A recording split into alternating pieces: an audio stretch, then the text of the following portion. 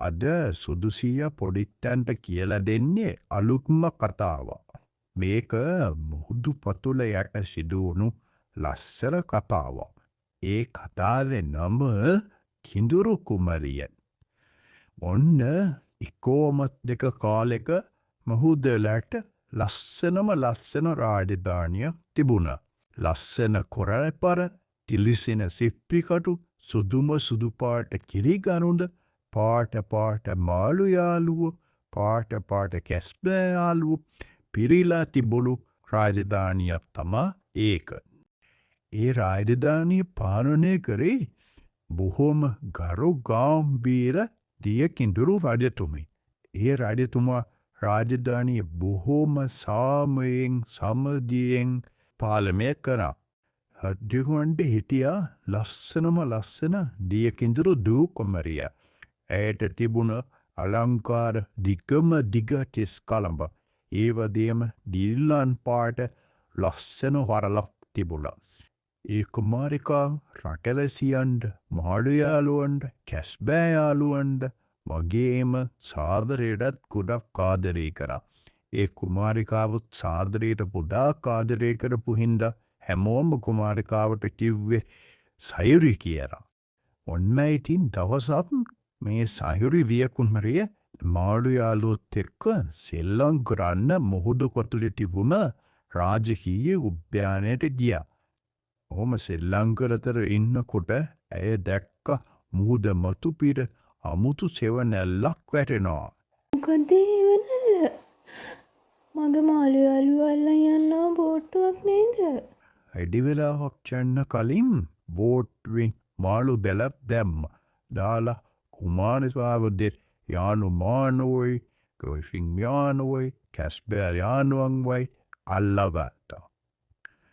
ඉතින් කුමරියද බෙල්ල තිබුණා මැජික් මාලය. කුමරිය ඒ මැජික් මාලින් මැජික් කිරම දිබ්බැල ඒ මානු දැඩ පපන මානු යාළුවන්ම බේරගන්න උත්සාහ කරා. ඒත්තිකින් අවාසනාවක මහත කියන්නේ ඒ දීවරයෝටික අපේ මේ සයිරි දියකුමරියවත් බැට්කා. ඔය බැරදාන් නික්මන්ට දියකින්දුරියක් ඉන්නෝ අල්ලවන්න. ඕම හරි අල්ලබම්. අන්තිමේදි මේ දීවරයෝටික අපේ සයිරු දියකුමරියව අන්ලගත් තපොහොමහයි. අපිට මේ දියකින්දුරියෝ මින්මැදුරකට දෙකුල්ල හොඳ සල්ලිමල්ලක් ගන්න පුළුවා. ඉතින් මේ සිදුවීම දැක්ක අපේ කැස්බෑ යාළුව තාමත් වේගෙන් මාලිගාවදය අරුට පීන දැන ගියක්. රජතුමනි අරදරයක් රජතුමනි මොකද කැස්බෑ කලබලෙන් මේ නපුරු දීවරයෝ ටිකක් අපේ සයුරු දියකුමරියව අල්ලගත්ත රජතුමනේ. හෞදමනේ රෑන් ගණනට ඇරන්න මගේ දූකුමරේවා නැවරයම්ම කරන්න මිර්බීඩ මම කරම්ම හොඳරෙඩක් ඔය දීයොරයෝටෙතක. ගියකින්දක රජතුමා කේන් දියෙන් කෑ ගැහ්වා. ඒ කෑ ගැහෙල්ලට මුළු සමුදුරු රාජධානියම හම්පා වෙලා ගියා. ඊට පස්සෙත් දියටින්දිහු රජතුම බුද්ධ දෙබෑ කරවෙන දීවරයෝ ඉන්න බෝට්ටුවගාරෙන් මතු වුණා. එහෙම මතුලෙලා මැජික් ත්‍රිශූලයේ බලේ විශාල රැල්ලක් හදන ඒ රැල්ල දීවරයෝ ටික ඉඳපු බෝට්ටුව දිහාවට එව්වා.